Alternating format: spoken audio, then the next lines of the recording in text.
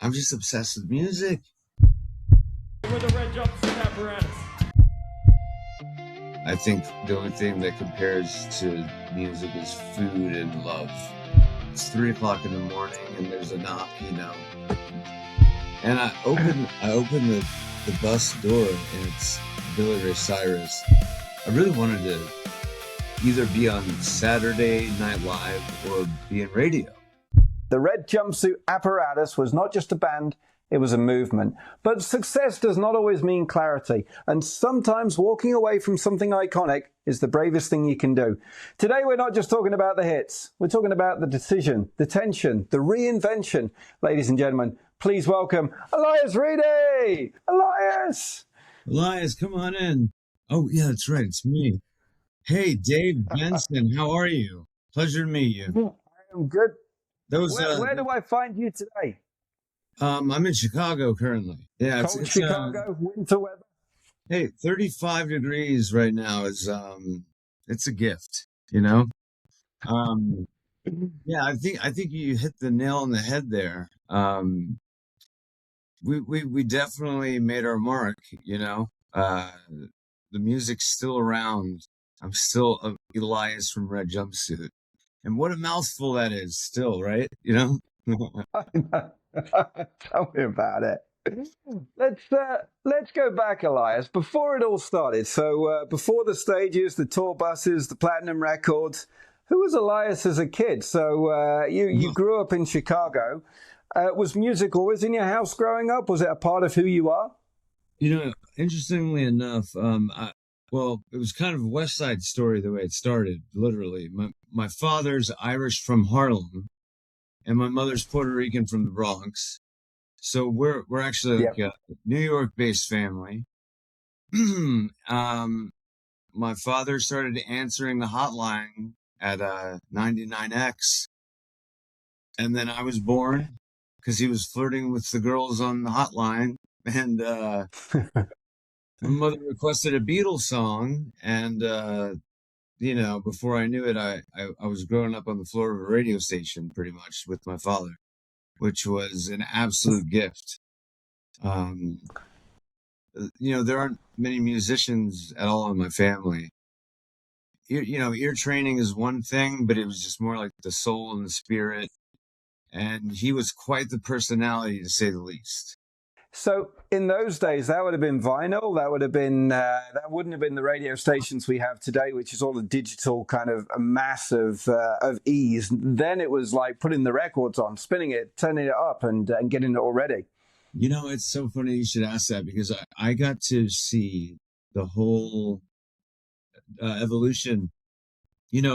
Basically they looked almost like when I was born, they were just getting rid of the vinyl, like kind of thing. Yeah.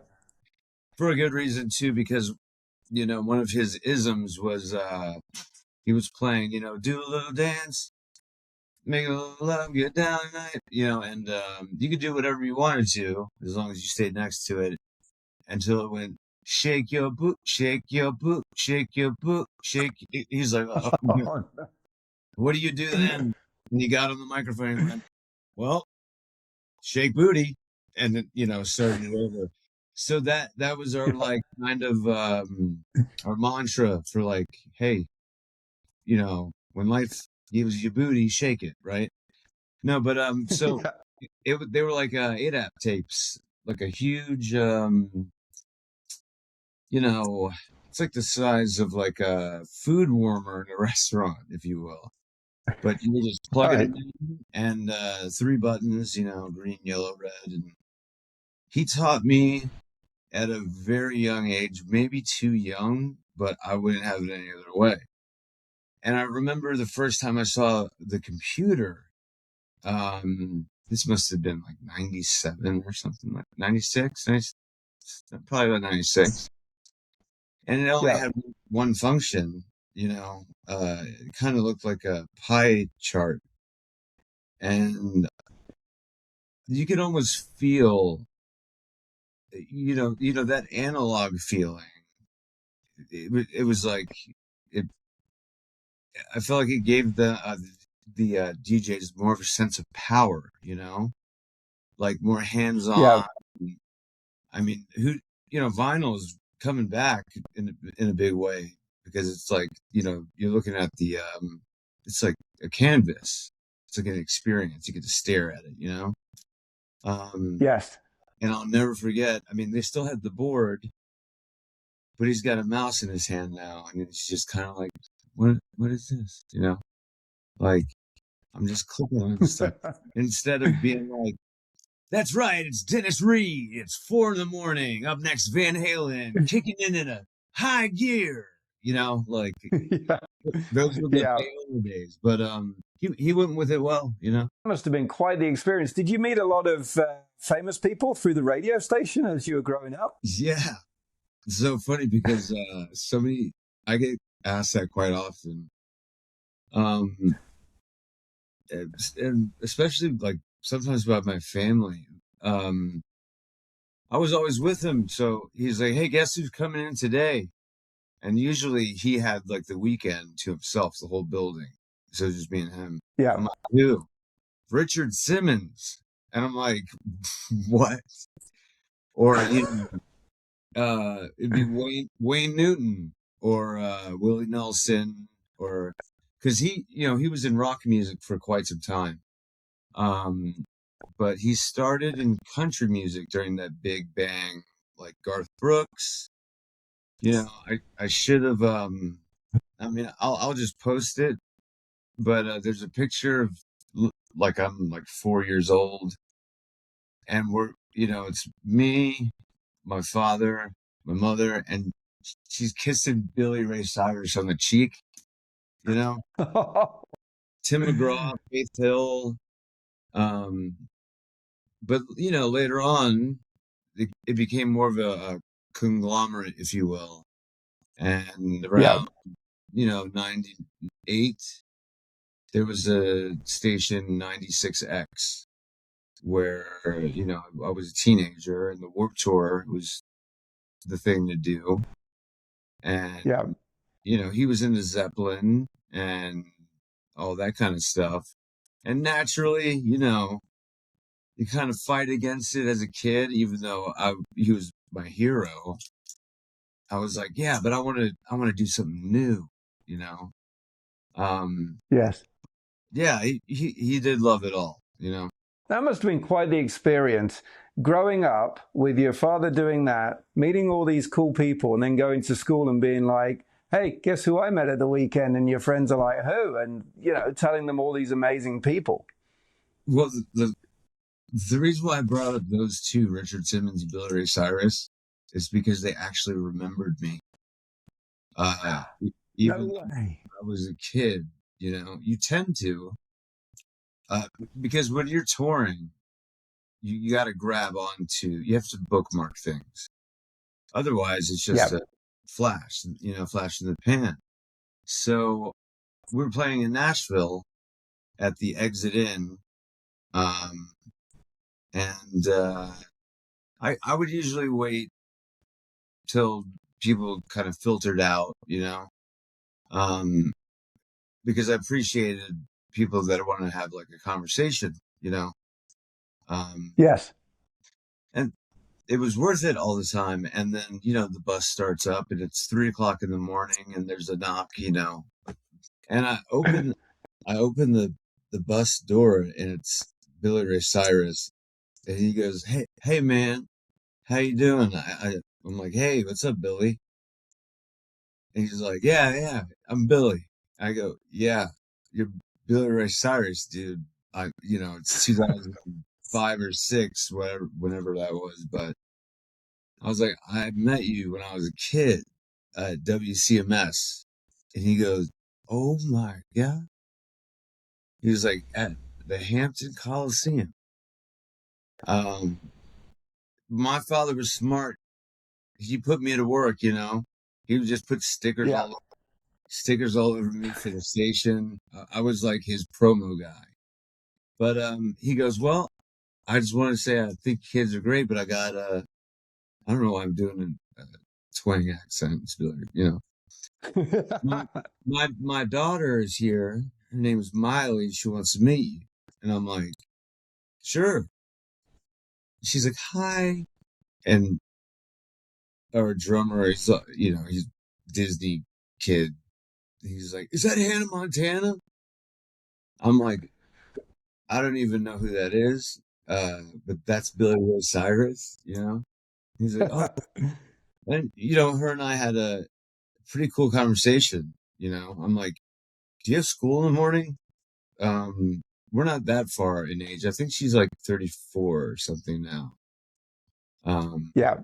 I'm going on 40 soon, but very sweet girl. She loved the band, but even better, we've reconnected in Los Angeles, and it's just so interesting to see, those formative years from being. She must have been like 14, and I was Yeah. probably 18 or 19, and what an experience that was, going from working at a dry cleaners, barely paying my bills, becoming a man. I had negative $32 in my bank account, but like all the tenacity in the world. And then all of a sudden, if you go for it, it happens. And it did for her, because she didn't want to be Hannah Montana that much. That doesn't last forever. And Yeah. I'm super proud of her, but she ended up coming over to like this. We had a house that had a studio in it, and she's a woman, and she's like doing her thing, having a good time. And then she's like, yeah. And then she looked, I was like, yeah, like I remember, it's a cool connection to have, but, Yes. but as far as that goes, I mean, I went to the Emmys, and I'm sitting at the front row table for some reason, circular table. Next to me is Barbara Walters, Judge Judy, and her husband. I'm like, this can't get worse. And then Tyra Banks, I'm like, it's getting better. Okay. And then it Yeah. got great because it was Regis Philbin. Oh. And he's sitting across from me. He's like, hey, you remember me from, he was a guest on, Craig Ferguson. And Yes. it's always awesome when you get there, it's an empty studio soundstage, but they Yes. put it up on like bulletin boards, and the special guest is Regis Philbin. I'm like, I grew up in that perfect just after Generation X, where Regis and Kathy Lee was on every morning, Yes. and I think he's from the Bronx too. He's a New Yorker, but Yep. I think he was born. When he was born, he looked like he was 60 until he always ends up, Yeah. but with the same exuberance. He was like, you guys were great. I mean, he could have, he was kind of like Dick Clark in a way. Yeah. But Very much. it's surreal. That classic photo of like the dogs playing poker, like, Yes. or usually it's like the Rat Pack or something. And I'm just like, what? Like, what am I doing here? Like, it's just strange. But That's Hollywood, Hollywood's a small place. you're a multi instrumentalist. Basically, I made like a shoebox. I found these rubber bands, cut a hole in the top, and like, believe it or not, I was like 4, and I was making my own instruments, like tin cans from Christmas that you put popcorn in, and Yeah. I put like little pebbles in it and a snare drum, but it wasn't enough. It didn't sound like the radio that I was, tuned into.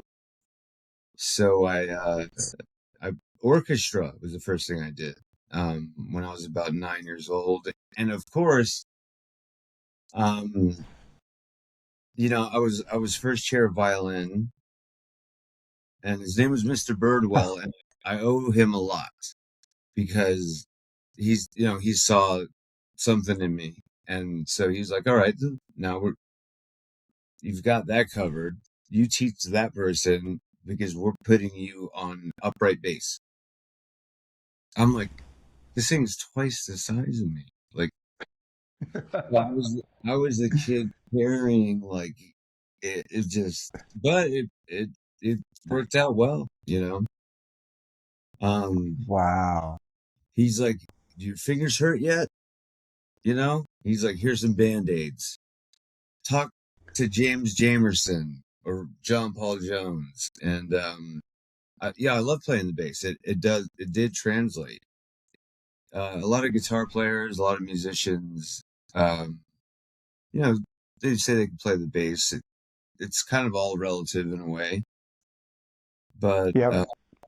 I mean, to play like Paul McCartney, where you're playing this old, essentially a superior melody line.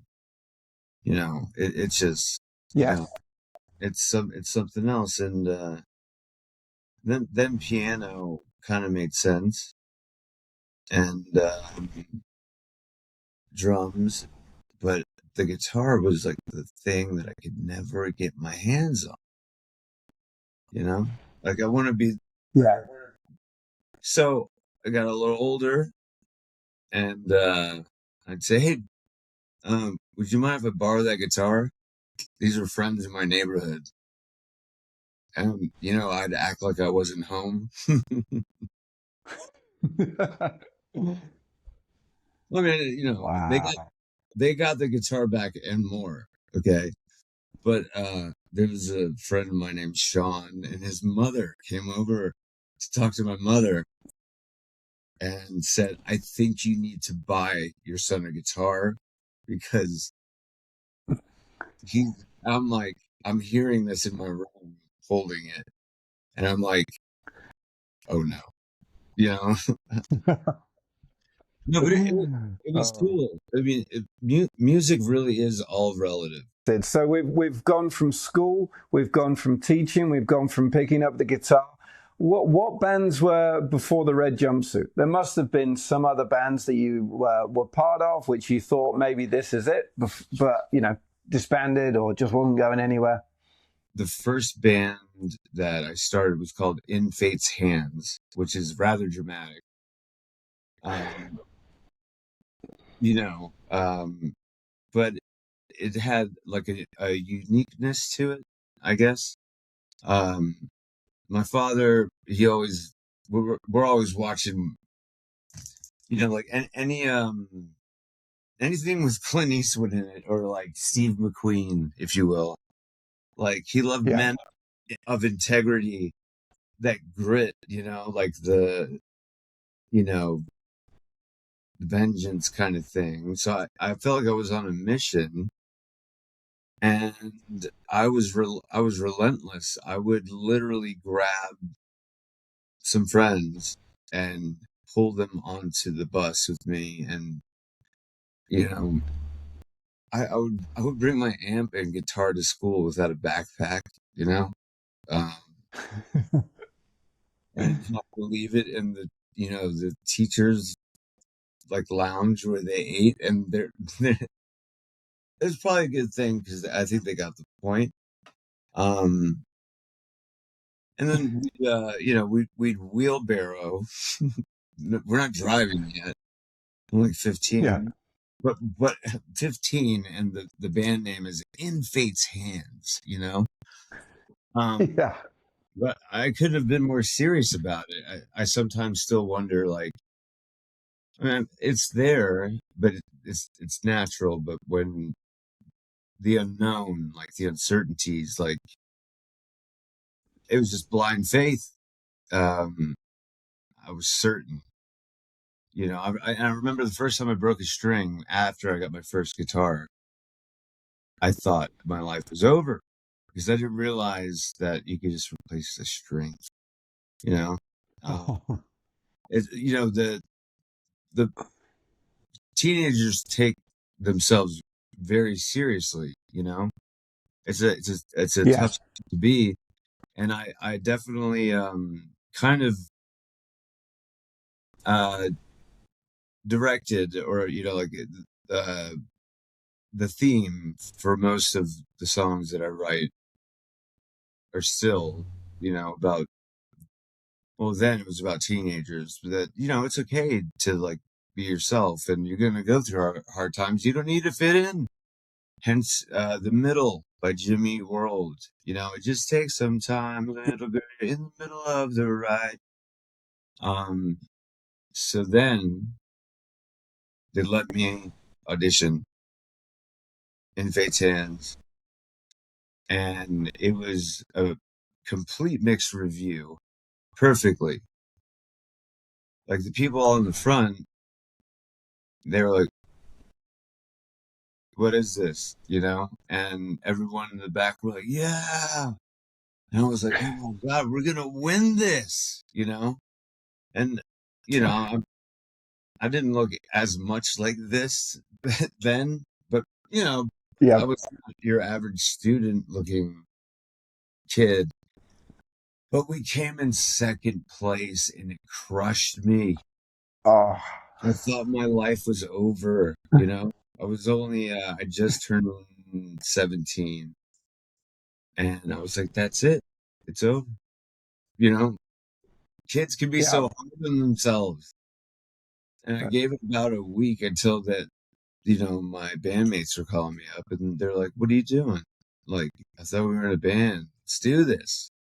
I was like, yeah, dude, but, we came in second place, second place is where you need to be to really make it something.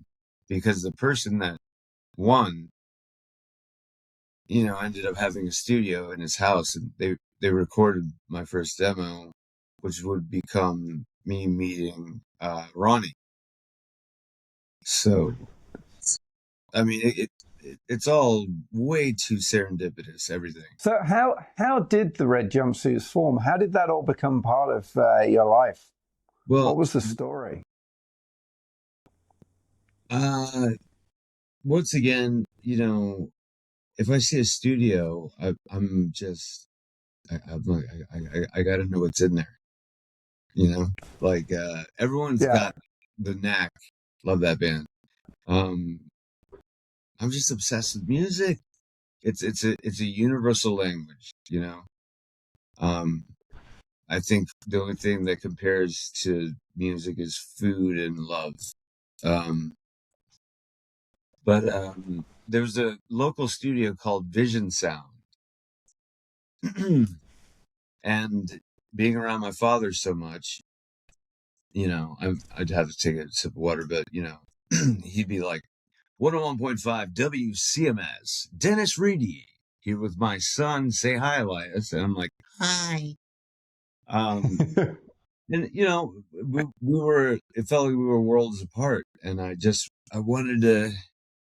really wanted to either be on Saturday Night Live or be in radio. So I took the chance, and I mean, I don't know why I was so nervous, because I grew up with it. I think it was because I was on my own. It was called Vision Sound Records, and Yeah. that's in Orange Park, Florida. And I'm an inner city kid. I think that's why. I kind of didn't fit in. I met all these families that they went to kindergarten together, and I'm the Yeah. new Cobain looking kid, and I'm like, I just park in front. I'm like, oh crap, I'm parked in front now. I have to get out. Because Yeah. even though the glass is blacked out, I could see the receptionist is like looking at me like, what did you know? I'm like, oh God, either I could take off and think she's gonna, it's free parking for me. I was like, no. I was like, and I almost, I did. I said, I forgot my card. I didn't have any card. You know, I forgot my card, like my business card. And, Yeah. I mean, I was probably better off showing her my ID at that point, but, they, funny enough, his name was Scott Fravella and, Paul Lipinski. They came out and they were like, who's this guy? As I was just hitting the door, and, Joey, that's like, yeah, he was my best friend. He still is, he played bass and we were pretty seamless. And Ronnie, he had a band called Dishonest. Man, what dreadful names, like In Fate's Hands and Dishonest. Like, why couldn't we just be called like the Moneymakers or like, Boys Next Door? There was something going on, right?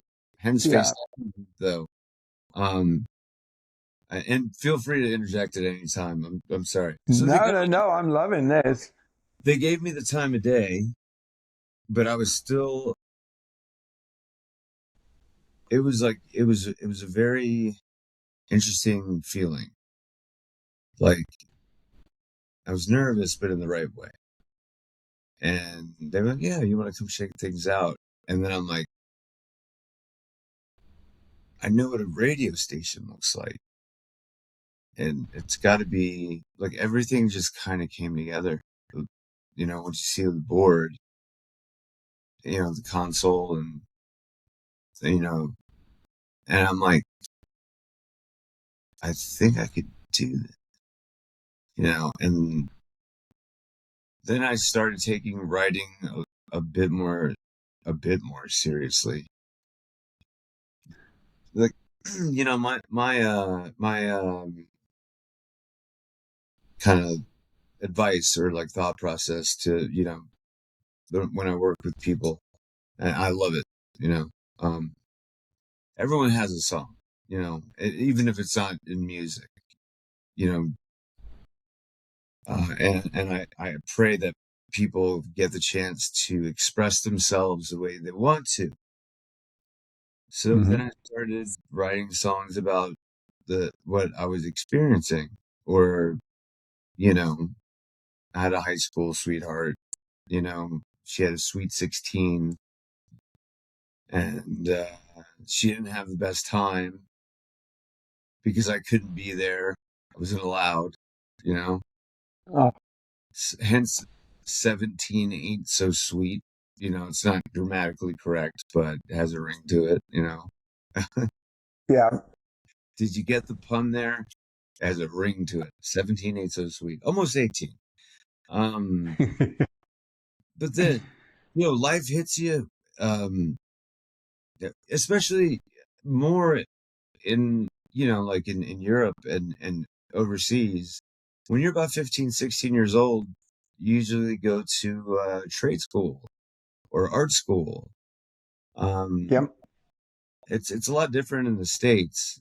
You kind of just go back to school, and I didn't want to do that. So In Fate's Hands is the title track of Don't You Fake It. And, and I'll wrap it up, that part about meeting Ronnie. They gave me the time of day and they said, come back. And when I left, I was so excited, but also like, I can't ever go back in there again unless I have something. What did I just do to myself? What if I suck? I didn't. That's a good thing, by the way, because I actually kind of gave up for a few months. I didn't think I was good. Which is like a beautiful thing to realize that I'm actually playing the things that I'm hearing on the radio. I just play by ear. And so they said, we're working with a couple of guys that look like you. Do you want to hear some stuff? And I was like, well, do you want to hear some stuff? You know, like, do I get a shot too? They're like, you're gonna hear this. But just holding I'm like, thank God. Like it wasn't like a Squire. Back then, you get like the 2-in-1, like $120 for, a laptop sized amp. If you could even call it Yeah. all it does, I mean, you might as well just plug it into the radio and just, you know, but I liked what I was hearing. There was this connection, like we were advocating for what what we knew other people were experiencing. And funny enough, Joey, the bass player, was working at a place called FYE. Can you believe that malls don't even exist anymore, really? Movie theaters, yeah. All online. Yeah, I mean, yeah, it's like where's the mall? It's at your doorstep now. Yeah. So I called him up and I was just obsessed, I'm like, I can do this. I'm playing the songs and I'm hearing on the radio. And people liked them. Like, and I'm still playing at parties and stuff. And I was like, I just gotta, I would start sneaking into shows. I, I went to Office Max. First, I'd get online and I'd just look up the new tour date for like the band I wanted to see. And I would just print out the logo for the tour, go to Office Max, put it in a laminate, no joke. And we drive like 3 or 4 hours out of the way, and they're like, "You're crazy, dude." There's no way. It worked every time. It worked every single time, which gave us all a little bit more hope. So then Joey's working at FYE. It's a record store for your entertainment. And I called him up and I said, "Hey, are we going to, this winter work tour, which is called Taste of Chaos?" When like the Used just came out and My Chemical Romance and Fall Out Boy, all that. And he goes, "Oh, I don't know if I can, I'd rather not curse on the show. I'm not sure." No, you can curse. Go for it. We're fine. Oh, okay. Well, he says, "Holy shit. I'm so sorry." And I was like, "What are you talking about, man?" He goes, "Dude, that guy came in and was talking to me about Guitar Player, and I didn't realize he was talking about you." And I go, "Wait, when did this happen?" He was like, "It was like 2 days ago." I'm like, "What?" He goes, I know. He was like, "I still have his number though." So I called the studio, and this is a local studio. They were getting by. They were doing good things for good people, but it's kind of like car commercials too. Yeah. And I mean, it's funny because I kind of still feel the same way. I love a challenge, like, Yeah. like I was talking like I was like Joe Perry or something. And funny enough, he actually likes my playing, like, because, as you mature, you get into more like blues rock kind of stuff. John Frusciante, so I called, no answer. And that was just like, oh man, every second that went by, Yeah. that was in the afternoon. And I was just like, well, And it's so funny. Like, once again, you're so hard on yourself. Finally, it was like 3:30 in the morning, and my phone rang. I was 17, going on 18, and I mean, all I did was like perfect songs. I learned how to double track by, like computers came out. They came out with like that little like Bob Barker looking microphone, like it was for a phone Yes. call. So Yeah. I would take the microphone, put it to the speaker in my amp, and then I realized, why don't I just grab one of the other speakers and put them both together, and I'm tracking on top of the track. So I was making my own demos, which worked really well. And those songs are on the first album. I talk about like working with nothing, you know, but that's what, I mean, Yeah. look at the Wright brothers. I mean, I thought we were working on bicycles here. Why are we trying Yeah. to fly? Like, um, Yeah. so I get a call at 3:30 in the morning, and it's his girlfriend named Stacy, and she has this like very blasé punk rock, like, oh, so you think you're like a hot shot or whatever. I'm like, it's 3:30 in the morning. Why would you talk to me like that? It's so mean. I didn't say that. I was like, yeah, I've been waiting for the call, and like he's in the background, kind of doing his like Axl Rose kind of thing, you know. Right. And I can hear him. He's like, we tried out enough people, we're probably just gonna go with somebody else anyway. And I go, where are you guys right now? And they were, like 15, 20, felt like hours. They're probably about 20, 25 miles away. And I showed up with an acoustic guitar, which is not the most ideal. But it kind of is because it's revealing. And no joke, I started playing a song called Atrophy. And like just before it, I mean, it took maybe 30 seconds. And they were like, that's it. And I was like, Wow. I kept my mouth shut though, because they were a little bit older than me. In my head, I'm thinking, I was like, well, fine, but maybe you're it, like, so Yeah. it was mainly, there was Duke and Ronnie from a rival high school, and me and Joey from Ridgeview High School. And we took it,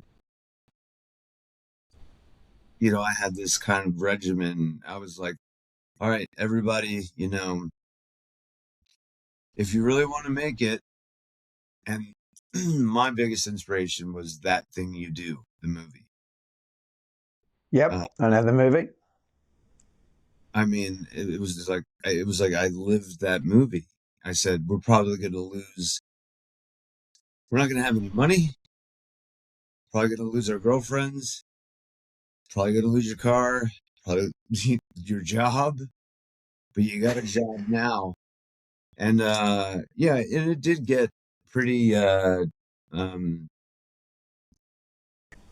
what's the word I'm looking for?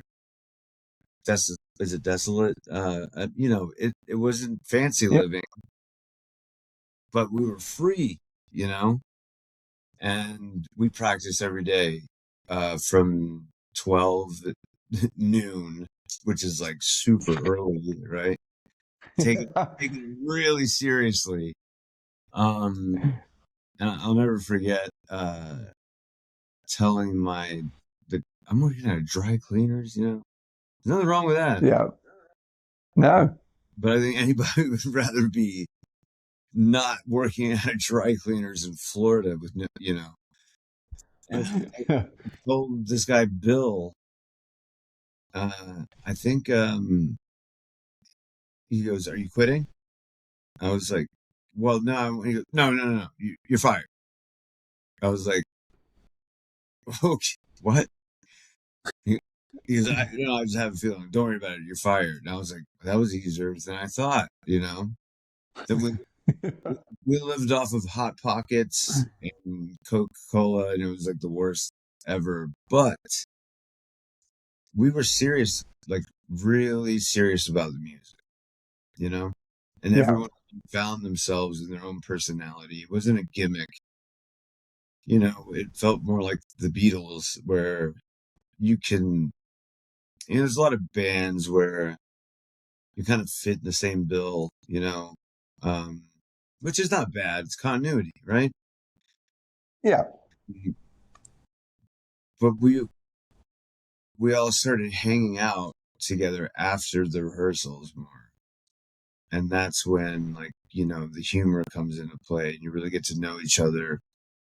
And I think people fall in love with that as much, Yeah.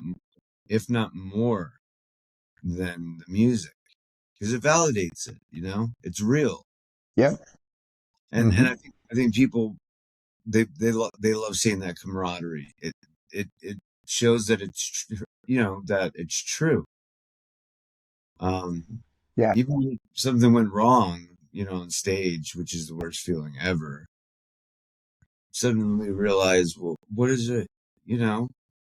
We're playing live music, you know? Yeah. So, Curious wow. as to what it's like going from that, rehearsing every day, learning each other, to then suddenly playing in front of audiences. So actually starting to understand that what you're doing is making a difference. People are enjoying it and it's starting to build up and the momentum starting to go with you. Was it just a mad roller coaster ride once you started? It's interesting that you say that, because I brought in a friend of a friend. His name is John Wilkes. We all have the weirdest actual born, God-given names, if you will. Yeah. John Wilkes is the drummer. Joey Westwood, Duke Kitchens, Ronnie Winter, and Elias Reidy. It it wasn't it was so everyone else started clicking, and it wasn't just like me and Joey hanging out and them hanging out. And when me and Ronnie started talking about serious issues that we'd experienced, because we both had our guard up quite a bit, as both of us were singers and writers, Yep. And it wasn't until, and I wouldn't even call it trauma bonding, but I mean, we rarely talked about it. Even, we did something at at Congress in DC, and it's like, what do you think about the suicide hotline and domestic violence? And I'm like, bad things, No, those songs are real.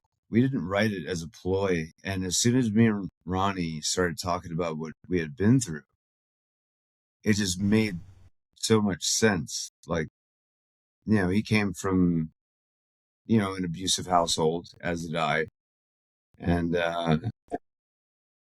it's when it's that kind of severe, it's case by case for everybody. It's a driving force. It's, you got to make a choice. People say that doesn't make you who you are. Me and him were like, yes, it does. It's what you do with it. So people started paying attention because we were making a statement. We weren't like all the small things. No offense, Blink. And we had a good way of, we were talking face down. We were talking. It's getting dark in here. Jesus. It is, yeah. I'm starting to lose you. Yeah, I know. Was it the conversation? Um,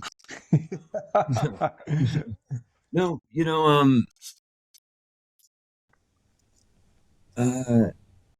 we had a good way of,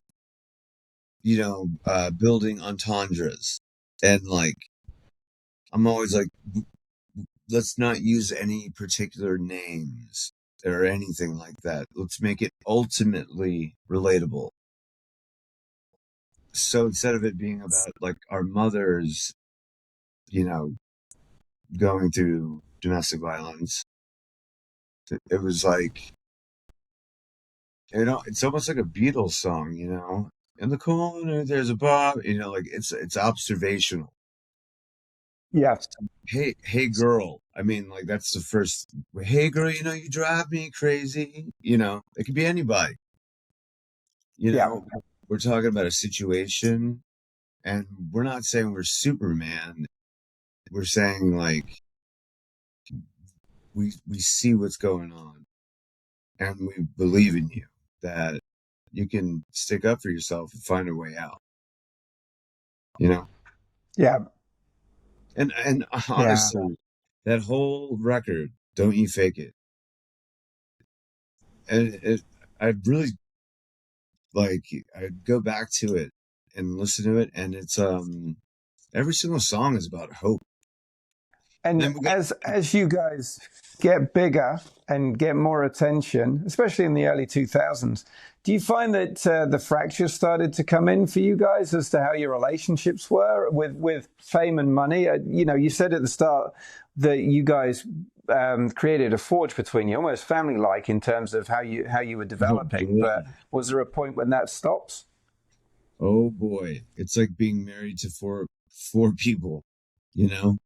Um, but there's always, you know, there's always there's a balance. Somebody's gonna like chirp up and be like, you know, no matter what it is, you know, like silly jokes or you know how men are, especially if you're trapped in a van together. But you Yeah. kind of, you know, sometimes there were after, you know, we definitely all like had times where, you know, we'd get into it. But that was actually kind of fascinating, you know, just let them work it out, you know, as long as nobody's throwing punches. And I mean, after all, like this was all new territory for us, and it didn't happen Yeah. overnight. You know, we really put the work in, and that was the thing that kept us together. The fact that we were willing to tolerate each other. And some of the best moments were when it was just absolutely quiet after, you know, usually it's the calm before the storm. It was the other way around, you know? I mean, you, you're, it's like you're in a space capsule, you know? Like going Yeah. to unknown territories, even though it's the United States, like, and people are breaking up with you, family issues, bills. Uh, that's the toughest part. The first, you know, when you get out on the road, you get signed, and then you find out that the album's not coming out for like another 7 months. It's like an eternity, you know. Like, what are we gonna do? Um, I can't work at a dry cleaners anymore. If anything, you know, I wanted to be like an architect or an actor or something. I was like, oh God, this record better make it. Like, but it was, we got a bigger van finally.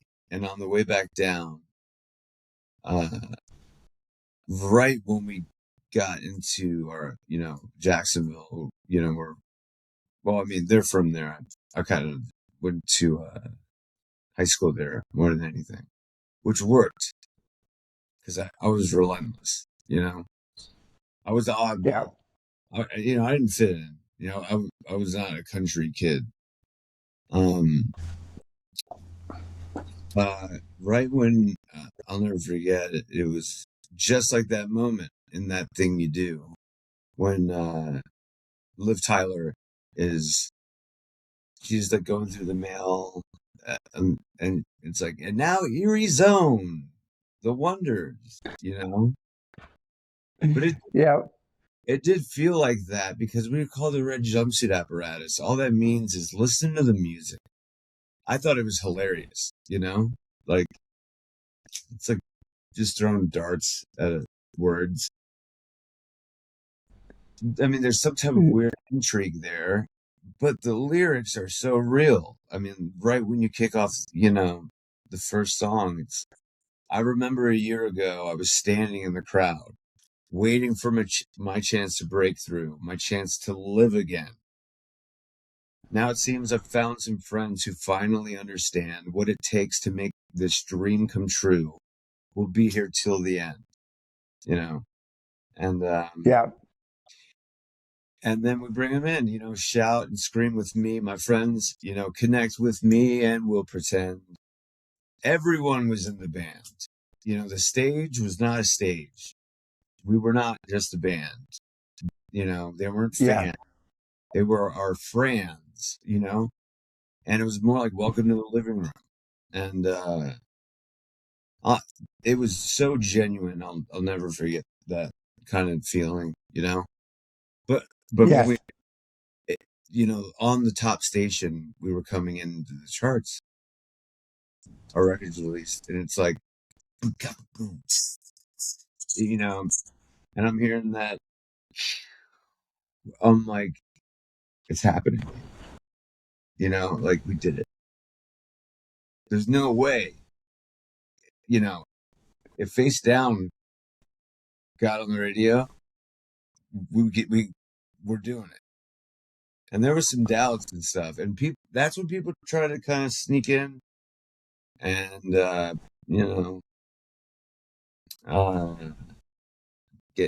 their little piece of something. Like, not to mention like the jocks in high school and stuff. Like, well, I always loved you. We take a picture with my mom. I'm like, what? You voted against me in the Battle of the Bands, man. But sure, come over here. Glad you like the show, but Greg, you're still an asshole. Like That must have been unique in terms of when you do start getting famous and when you do start getting attention, and it's all through your hard work, your passion, you'll follow through what you're doing, how other people start to want to know you or want to be a part of your life, but it's not because they care about you, it's because they care about what you've done. That must have been a really weird. I can't imagine. You really hit the nail on the head there. Because we made a lot of good friends. We were young, and we weren't that kind of like real like party band. I mean, we were more like Jackass, like in hotel rooms and stuff. And it just wasn't about that. I mean, to be honest with you, our demographic was like, 12 to 14-year-old girls and then their mothers. So it was just kind of like, slim pickings, Yeah. But I remember this one girl, I won't say her name, obviously, Stephanie. I'm kidding. But no, I'll never forget. Once you get like a bus, like, and you're being played everywhere, it starts to like. I mean, I had moments where I was like, I'm not me, like, Yeah. I'm not Elias Reidy. I'm Elias from Red Jumpsuit now. And then you just kind of deflect, even if you're the best at it, which is good because it's a comedy show all the time. Yeah. But I'll never forget, like, I actually, I liked the girl and I knew her for quite some time, and it was like a respectful thing. and it was like, I wasn't even there. She was like, I can't wait to tell my friends about this. I'm like, okay, like we should not.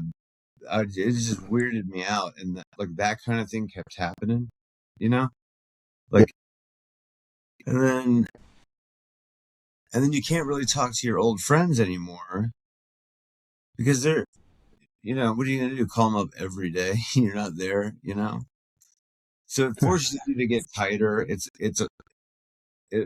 like the lonely. No, it was a Yeah. bit trying, but it pushes you closer together in a way. Um, Yeah. Then all of a sudden everything kind of gets skewed. You feel like you don't know what people's intentions are, and then you realize in the catering lines, we're playing with like whoever, Kelly Clarkson, Chris Brown, 30 Seconds to Mars. I mean, you name it. It's like, what's up? What's up? Good show last night. Yeah, you too. Like it. That's It's not what it's all cracked up to be. Even when, look at Zeppelin. That's who they were. Like, Yes. when I play on stage, I'm not showing, throwing the guitar around and soloing because I think, if they like it, that's great. It's awesome. But we'd put on the same show for 10 people and 10,000 or 100,000. I think the tougher Yeah. part was trying to find love and trust, because you're gone all the time. And Yeah. how and it becomes this entity that you can't really control. And then it's like, what do we do to ourselves? Like, in a way. I can only imagine how the Beatles felt, like with how much Oh, material came out with, like, but yeah. I'll tell you what, it definitely, for me personally, I think, I'm not afraid to say it, more than the others. I got really, really serious about my musicianship in writing, like chords Hmm. that, you know, writing music that truly evoked emotion, um, like the Beatles or Jeff Buckley. I started listening. People are like, "What are you listening to now?" And like, "Who have you slept with on the bus lately?" And I'm like, "What?" Like, that's a way. What a way to kick off. You know, if you had a porn name, what would it be? And then I started going. I'm like, Johnny Depp. How about that? All right. No, like, I really just kind of shut down, and I just got more and more into the music. And all those bands, from back then, like, I think the only other band that that could even like bend a note was the guitar player. He sounds like Brian May from My Chemical Romance. Oh, But yeah. I just got obsessed with, people ask me what I'm listening to, and I'm like, at a certain point where I'm like, the Everly Brothers, the Andrew Sisters. I'm going way, way, way back. I'm like, what's your new favorite Yeah. record? I'm like, new. I'm still on Sam Cooke for like the last. I mean, it's still happening. And this is what they don't show you in that. That commercial with the rainbow. And it's like, the more you know, right? Yes. They're like, drugs are bad, and go to school and treat your parents well. And it's just like changes to another screen with a rainbow. The more you know. And it's like, rainbow, a rainbow's a circle, you know? It's kind of just, you Yeah. know, here's the earth. It's hanging on the side. Everyone's seeing art, you know? It should have said, the more you know, the less you know. And I actually enjoy that.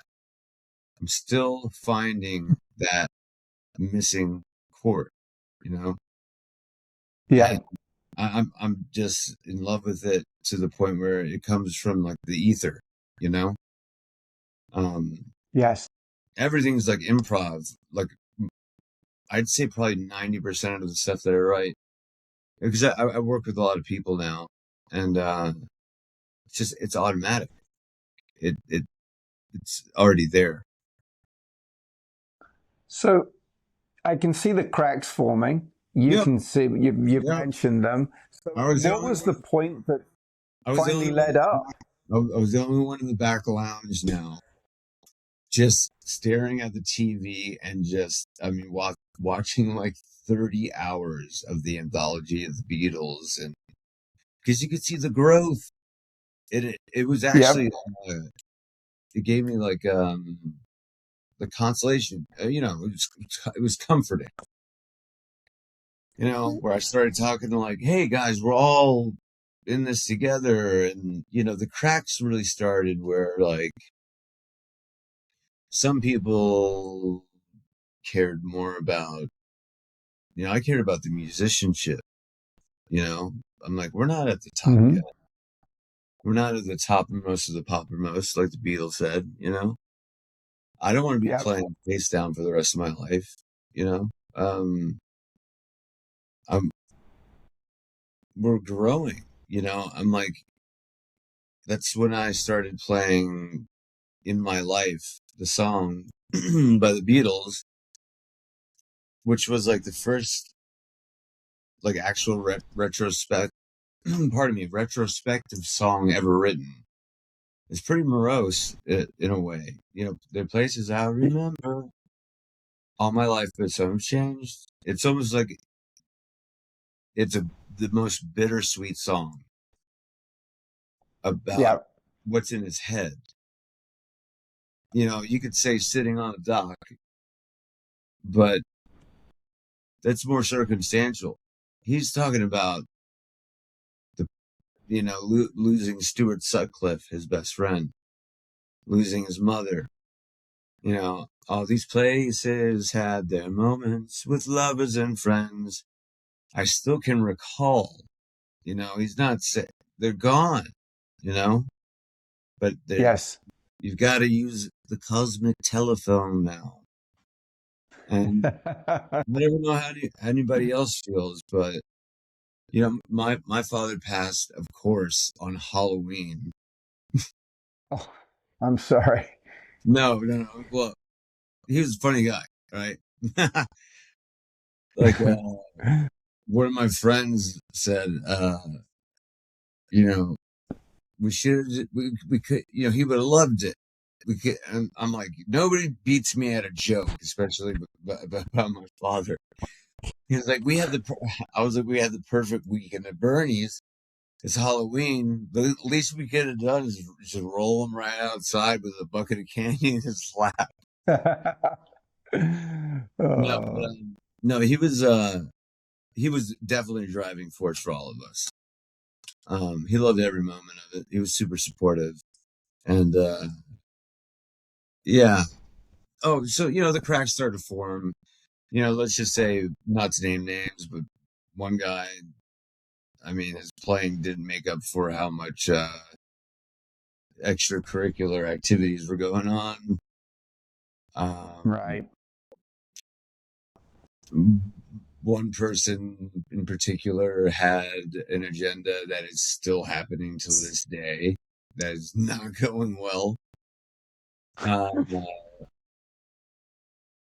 The one person I will say, Joey, you know, I don't know. I think he's still in the band, kind of. A lot of things have changed. A lot of things are going on. It's not for me to comment on, you know, Yeah. because I mean, it's about the music. to me. I don't know. I'm not John Lennon. Um, I say vote for yourself and your neighbor, and yeah, like ev- acceptance. Everyone's different, but there have been some strikingly, or I'm being contacted by like the New York Post for some crazy things being said because my picture's in there. And so I haven't really commented on it at all. Mm. This is the first time I have. But I love everybody as long as they're not hurting somebody else. And if you do, be a good boy or girl or however you identify. Doesn't matter to me. I just want to know your name. you know. Yeah, Um, yeah, we're living in a interesting time. But I think sure are. I'm seeing like 5 years ahead from now because people are gonna want the real thing again. Hmm. Yeah. Yeah. But So, people take deals, you know. It's like, hey, I can get you a little bit more of this if you do this, and then all of a sudden you find yourself as the only one, kind of like before in the studio. I was the only one that lived in Los Angeles the whole time, and uh, which I guess probably seemed unfair to them, maybe, but we're together all the time anyway. Um, yeah, I was just always looking ahead, and it got tough when some of the members couldn't play the old material. So, right. and I definitely, I just kind of grew out of it, and I was content with it. Like that was probably one of the more brave things I've ever done in my life. I was just like, I'm, that's it for me. Like, I don't want to play this kind of teenager music anymore. I don't want to, like the Beatles mean too much to me. And I know I keep saying that, but I mean, what kind of style of music did they not play? I love the blues. I love jazz. Um, Hmm. I had a band called Golden State, uh, and we did very like kind of like almost cinematic. Well, definitely, we had a lot of major motion picture placements, and James Grunler is a great singer, and it just felt so good to be in a mature band. And the best things happened then. It's like, listen, we weren't number one, but that didn't matter. Like, we just enjoyed each other's company so much, and the playing was so good. And I mean, what more can you ask for? Still, we had hundreds of people coming out to shows, and our thing was the jokes were actually funny. They weren't forced. Uh, and towards the end of one of the tours, I'm like, Mark, the guitar player, he would be like, "You're not coming inside, dude." I'm like, "Man, it's 7:30 in the morning."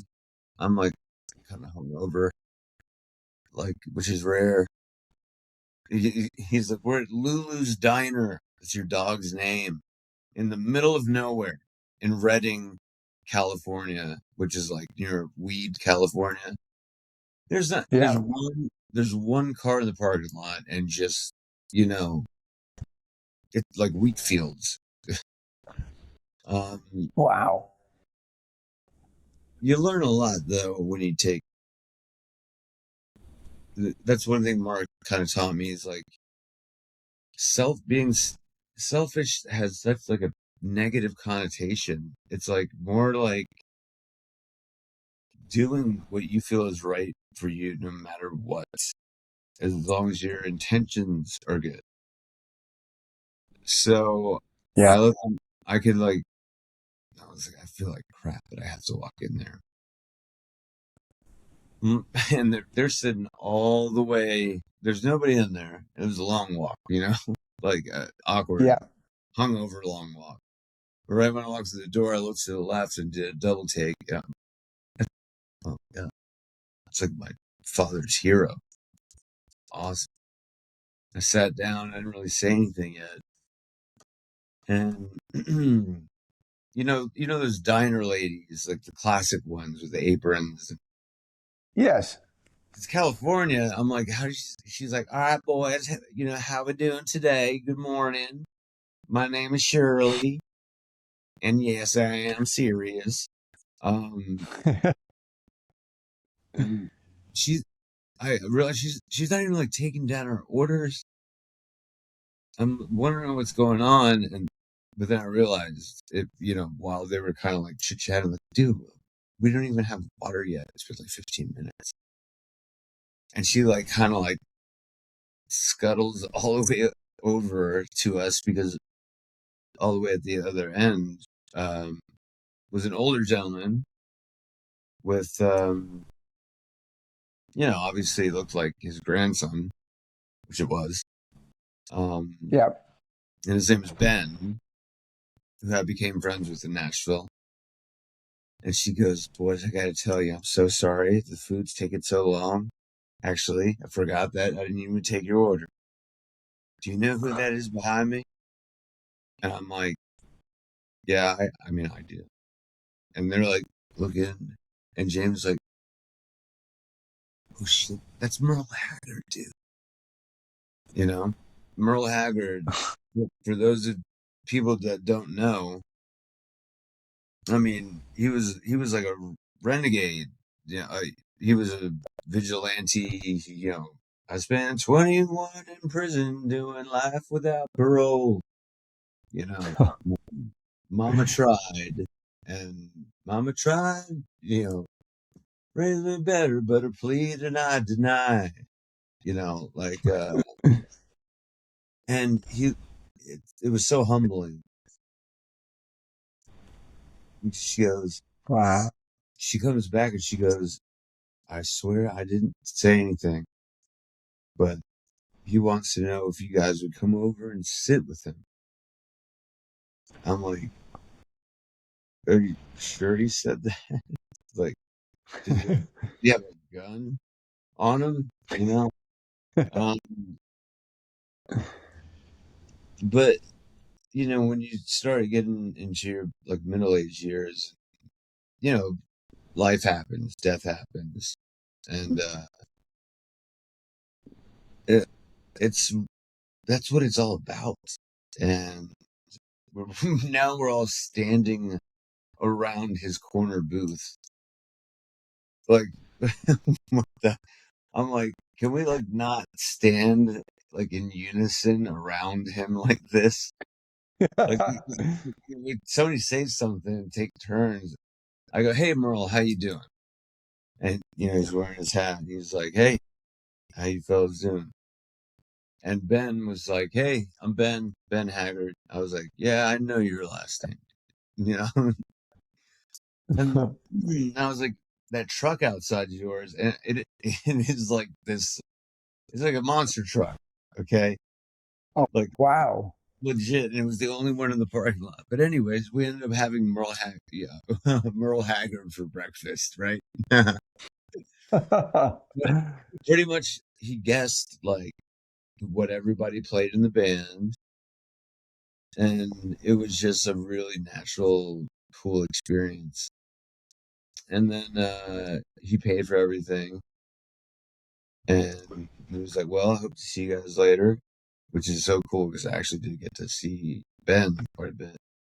But he passed not too shortly after that, and on his way out, he said, "I can't thank you fellas enough. I just wanted to feel, uh, I just wanted to feel what it was like to sit with a band again." And I was like, you gotta, I'm like, you gotta leave us on that note, dude. No, it was gorgeous. It was beautiful. It was a really, man, you could just feel what he had been through in his life, you know? But yeah. No, What do it's cool. you think now? If you were going back to that 17-year-old self we spoke about earlier, what would you say to him? Oh,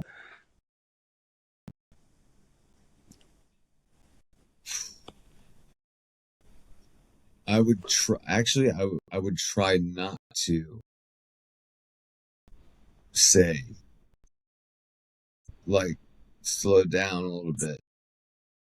Uh, Maybe you're being a little intense, you know. Um, you like people are gonna start to maybe resent you a little bit if they don't feel like they get their. But I didn't see it that way. I'm like, well, then write something, you know. Yeah, But I also wised up really quickly that it's kind of a tactic thing. It sounds manipulative, but it's not. You know, I'll write a song completely, whether for somebody or in a band, and I'll just do like a half-assed version of it. And I'm like, "What do you guys think about that?" They're like, "Yeah, it's pretty cool, but it's like missing some stuff." And I'm like, "Yeah, I thought so too."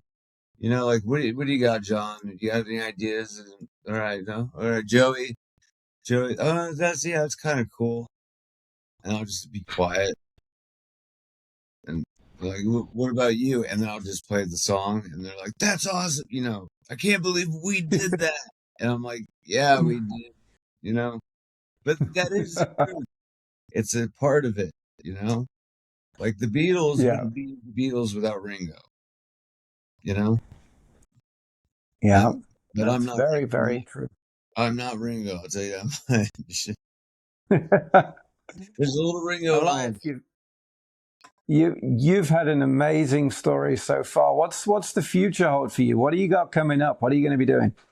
Um, Honestly, I'm still playing music. I've built quite a catalog, and nothing has meant more to me than helping other people. Honestly, like the whole scene, the landscape of the entertainment industry. It's just a mess, and I'm in no I'm not trying to change the world at all, but that's what I would have said. I want to that 17-year-old kid. That's what I tell people, students of mine or, people I'm helping out. Um, by the way, I'm still playing, but this is like the longest stint, like the last like 7 months, seeing my father out, uh, Yeah, but I mean, I'm writing all the time and it's never been better, like, it's real, like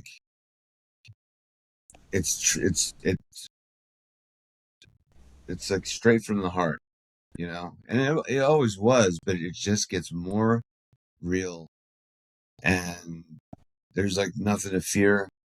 What I want to do, because if I could be frank about it, like there's that's always how I was. Like money never really meant much to me. Um, hmm like I have no idea where some of my guitars are. I it just I take it, you know. Now I kind of yeah, want to, like I'm just wondering where just curious though. But it is a really cool feeling to somebody that can barely like keep rhythm, but finding the right way without telling them, letting them find it, guiding people the right way. And then all of a sudden, within a few months, they're playing shows at the Viper Room, I'm like, you're playing a show at the Viper Room tonight. So am I. Guess what? You're opening up for us, like, you want me to get on stage? Oh my God, and there's some badass, chick bass players now, but anyway, I really want to start, not just a label, but a production company. But the thing is, I have to know, and I have, backing for it. And I mean, not that I need it, monetarily or, financially. Mm-hmm. Man, treat people right. I've got some really good friends that are, you know, they're like, hey, you say it, pull the trigger, and we're doing it. And I am. I'm working with a few artists right now, 2 bands and a solo artist. And it's so cool to see them because they're all around like 23 to 26 when life is starting to get real. Yeah. Like the breakups get real because there's no babies or marriage yet, or breakups are happening. Is this what it's going to be?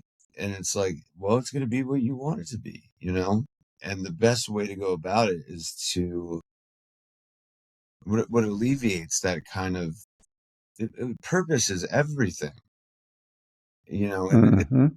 the only way that it can be about you is if you're help. I ask people like, well, all right, do you think you're a good person? Yeah, of course. Like that's like a very confident answer. Okay, well, if you were stranded on a deserted island by yourself, would you think that you're a good person? Like, yes, because I know who I am. And it's like, I mean, what purpose is what makes someone a good person. And unfortunately, you know, like they say, only the good die young. But I feel like it's because they don't get to hear it while they're here. Just like happy. Like, I can't remember the last time I myself, not that I experienced joy and, elation and cheer, I can be cheery, excited. But I mean, people aren't going around saying, I'm so happy right now. I realize it's more of a retrospective feeling. And that is true happiness. Knowing that you did Yeah. that thing, like I've got this collage of me and my father, and you almost got me there. You almost got me to be emotional. I'm not gonna. You almost got me. No, but I'll, Yeah. it's that it makes me happy. Truly does. Yeah. So yeah, You've but spoken about him a lot. there are stipulations, and the whole business plan is already in fruition, and I'm gonna be playing. I have no interest in being in like bands anymore. I'm going the Tom Petty, Brian Adams kind of do it yourself. Play who, I've got enough people, um, Yep. and they're all respected. It's great to be. It's like the traveling Wilburys. This person's perfect for this tour. But I also want to work with stand-up comedians, which I have, because God, the world is just way too funny, But actors, but anyone can get a record deal if you try. You can get whatever you want. Yeah. I think what's important, and what the issue is we've lost like the meaning of, I don't really even hear music like a message anymore.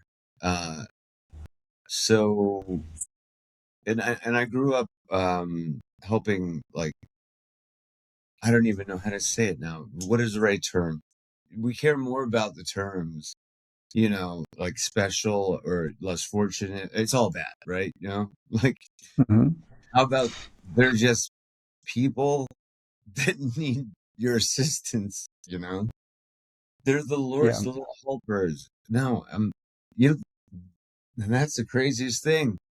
They're actually the happiest people most of the time, But I want to do it for the people that want to help other people, and that will pass the buck. That way, we're back to like an even playing field. Elias, it has been amazing to talk to you today. You are so, so kind for sharing your journey and where you've come from and where you're going to. I'm very excited to hear any new music you've got coming out. I'm very excited to see these bands you're teaching and empowering. It's phenomenal. I've got to say it's been interesting.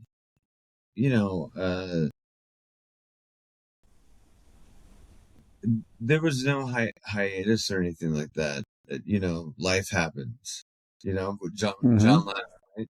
Life is what happens when you're busy making other plans, right? Yes.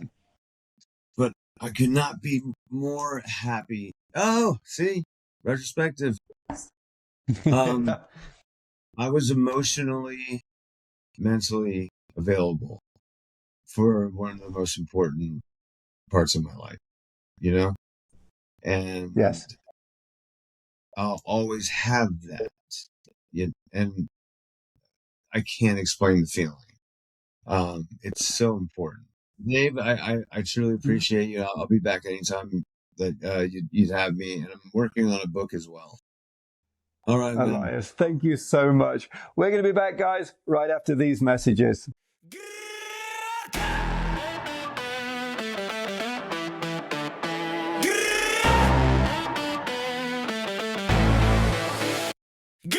I told you I was not to be tested. I'm next. I've been in the gym every day and I bench. Way too much weight to be getting offended. A whole lot of rage in the way that I step. I've been at war with the monsters inside of my head, and I keep coming out with the win. They gon' get me back on the field again.